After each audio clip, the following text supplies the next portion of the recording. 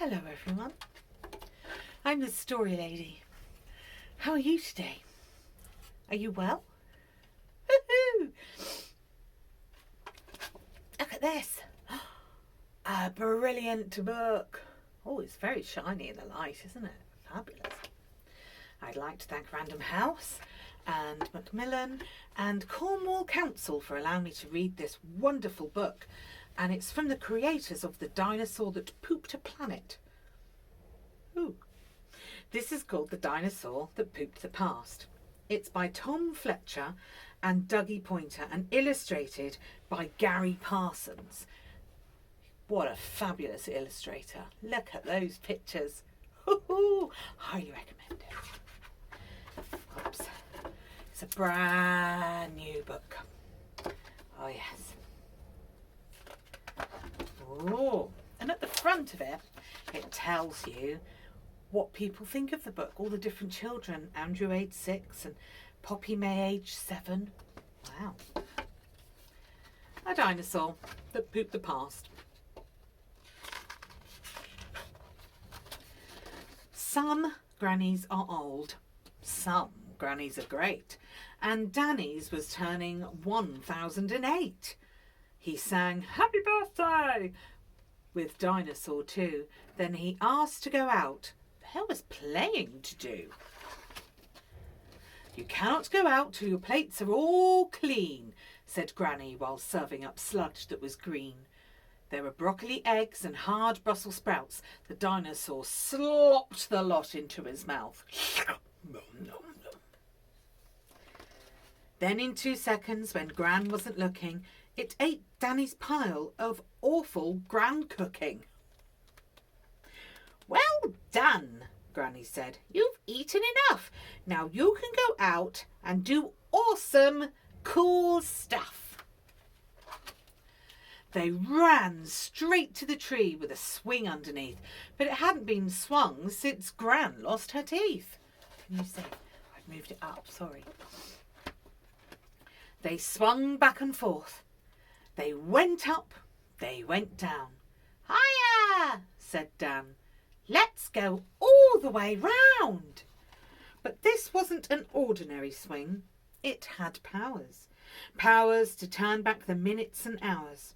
They counted to 3 and pushed hard off the ground. They looped and they looped and they turned time around.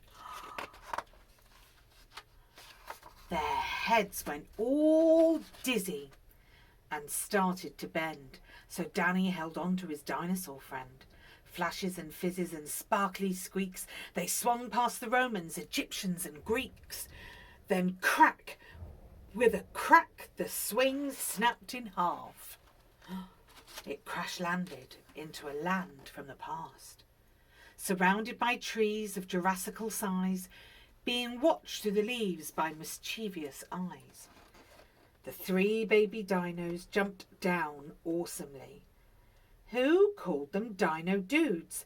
A, B and C. They liked playing games like Stackety Stack, where Dino Dudes and A and B climb on C's back. Oh dear. Oh, has to be very strong. Then suddenly, Dinosaur's tummy made grumbles. Grumbles and rumbles that made the ground crumble. But grounds do not crumble for any old reason. Grounds only crumble in volcano season! "We swung back in time. We're trying to play," said Danny to Dino Dudes B, C and A. "We need to get back. We need to leave fast. We need to get everyone out of the past." But Danny and Dinosaur's only way back was looping through time on the swing that had snapped. The lava was coming. The lava was hot, even hotter than Granny's old veg cooking pot. And so, without thinking, B, C and A stacked themselves up like a game that they play. But this wasn't a game. This was saving the day. Saving the day in the Dino Dude way. They flipped and they jumped through the jungle with ease, surfing the lava on lava-proof leaves, gathering all the things that they would need to fix the time swing with the speediest speed. Wax from the bees, sap from the trees, a tusk that fell off an old mammoth sneezed. They bashed it together with a stegosaur teeth, whilst dodging explosive eruptions beneath. Wow. The swing had been fixed, but the dinosaur group were now far too heavy for the time travel loop. Dan started to worry, then started to panic. The ground underneath was now hot and volcanic. They all started crying. They cried and they cried. They cried and their tears instantly vaporized. Then something went ping in the dinosaur's mind. It thought of a way to loop forward in time. With broccoli eggs in the dinosaur's gut, its brain brewed a plan involving its butt. I knew there was only one thing it could do to get back to the future. It needed to poo!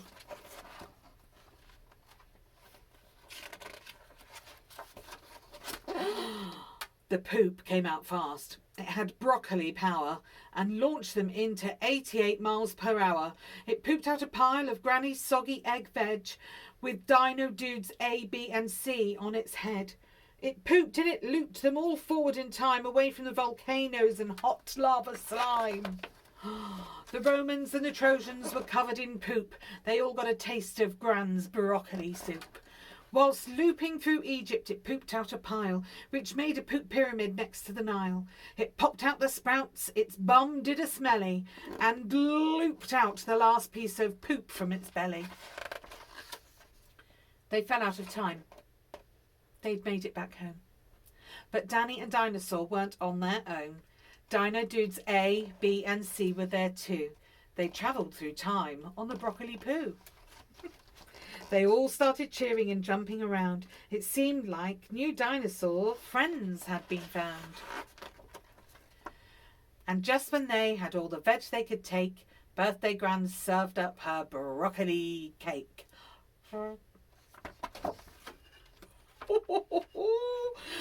Oh my goodness me. Well, I'm very sorry if you don't like poop, because that is full of it. Oh my goodness me. There are some grannies out there that like their broccoli, aren't there? My nan used to like peas and mashed potato and mince or pork chops. Sometimes her teeth would fall and make her whistle. I'm sure your nans don't make broccoli cake. Goodness me. I highly recommend this book. I think it does the dinosaur that pooped Christmas as well. I'll see if I can get hold of that one. Oh, Dino Dudes. Until the next time, stay safe, stay well, and stay in if you can. Especially if you're going to poop into the past. I'm just going to poop downstairs and have myself a cup of coffee. See you later.